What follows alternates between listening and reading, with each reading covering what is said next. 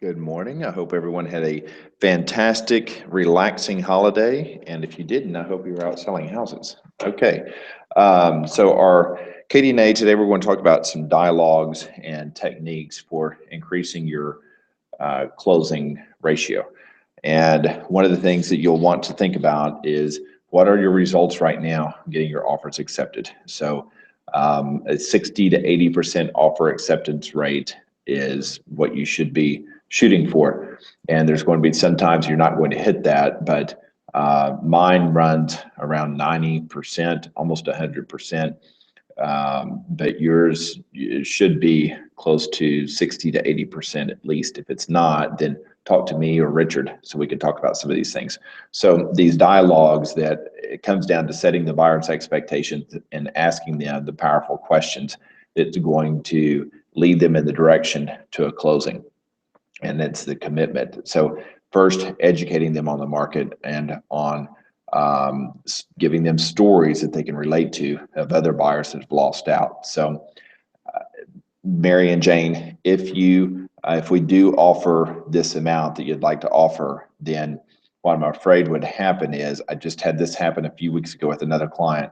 We went in this X dollars below what the agent had on the table, and we lost it. And now that same property is about $5,000 more, because what is it that the neighbor does? They list the next house based on what the other one went under contract for or what it closed for. So the same thing, I don't want that to happen to you. And keep in mind, when we're in a competitive situation and we have five or however many buyers are competing for these homes, then if we can't get our offer accepted, then we're way far ways from actually closing in the closing table. This is just the point number one, the first phase of the negotiation.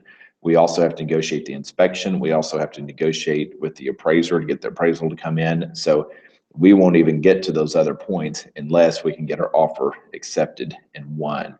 And it is like an auction in this environment. So same things happen in auctions all the time, to where people may bid the property up to get their offer accepted, and then they do their due diligence and they renegotiate that price with that seller. So buying a house today in some of these price points is not that different than an auction in that case.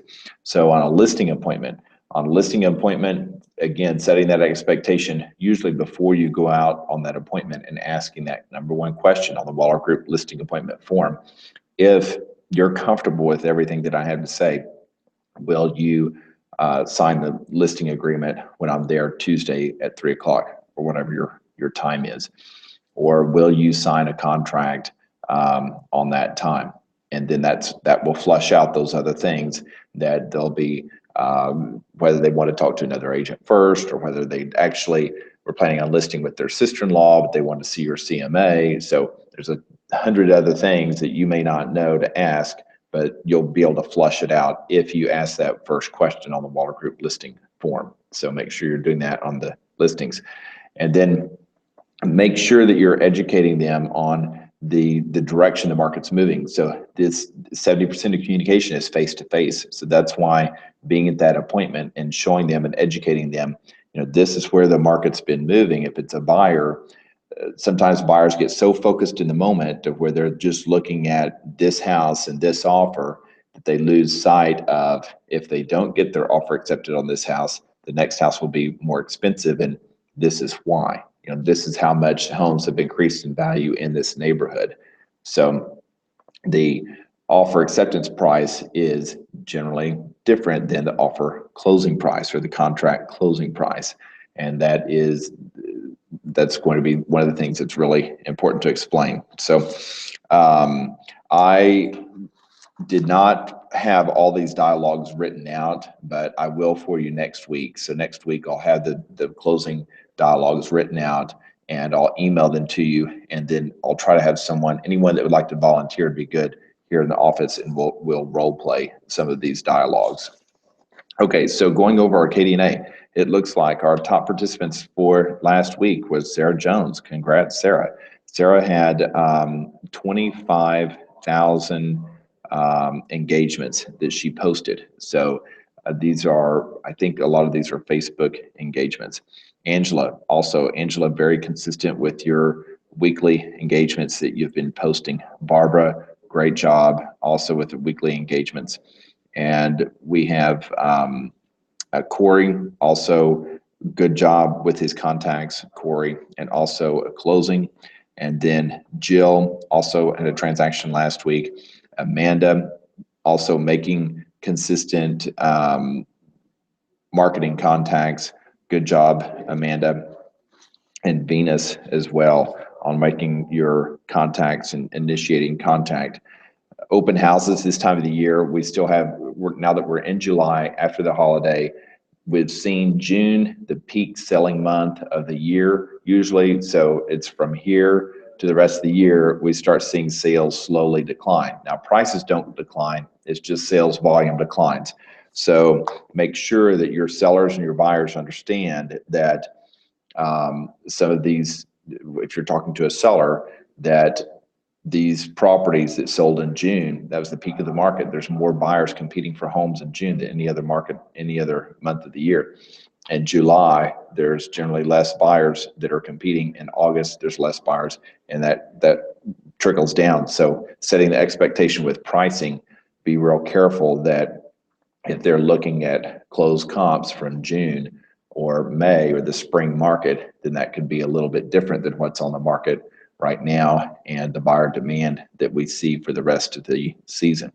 If you're with a buyer, then make sure that they understand when they're looking at properties, any new listing that comes on the market, these sellers, they are looking at what's closed in June in the spring market, and they're going to be listing it a lot higher because they now have the sales track record from the spring market. And we saw a stronger spring market than we've ever seen this year. So make sure that they understand that as more properties come on the market, they're going to be priced even higher than the last ones because of the strong selling months that are in June. The inspectors, and when you're negotiating for inspections, make sure that you're also setting their expectations. I've seen several in the last few weeks to where the buyers expectations aren't really in line with the age of the home. So if the house has been built in the last 10 years, then you can't really expect that seller to give much as far as repair concessions. If the house is an older home, which generally 30 years plus in age, then that's when there could be some more variance there on those inspection repairs. That dialogue that you have with the listing agent to try to find out, are they executing a backup contract? So you have an idea going into the inspection if there's some room to negotiate on those repairs, and under promising and over delivering on those expectations to that buyer, and getting those amendments executed and getting those price reductions after you have them under contract based on the repairs. Make sure you do your due diligence, use our preferred vendors, get bids, be proactive in getting bids for your clients and working with them on making recommendations to contractors and servicers, vendors that are helping them with repairs, everything from wood flooring to the painting, and our preferred vendors are really good at doing that. So we're always looking for, we talked about that in our management meeting this morning, as far as refinements to our preferred vendor list. We're always refining that. We need more suggestions, and we appreciate your feedback on those refinements for our preferred vendors.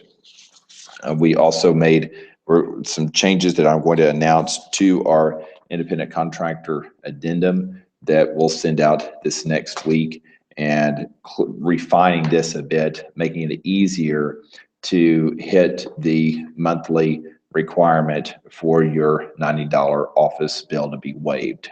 So, and there was a little confusion last week with an email that was sent out with Richard and between him and myself, and we'll get that cleared up this week and go over some of these, the coaching results, and also the coaching program.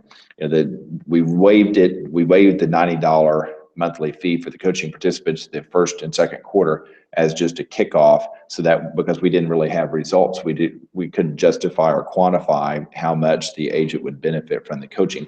Now that we have that, then now, most people pay for coaching $500 to $1,000 a month, so we're not going to charge that much, but we're not going to be paying you to participate in the coaching. So that's something that wasn't explained by me this last week, and I'll send out an email and we'll explain that in the sales meeting more as well.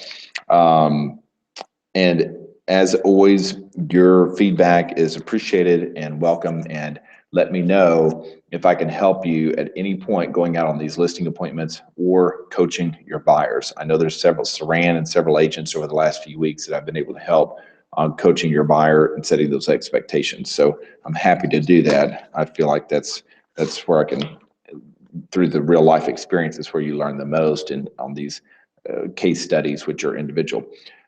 We have several, I think, that are going to the investor services meeting that I'm having tomorrow afternoon. So I look forward to that, and I will chat with you then. And keep in mind, our sales meeting is coming up as well. You guys have a productive and profitable week.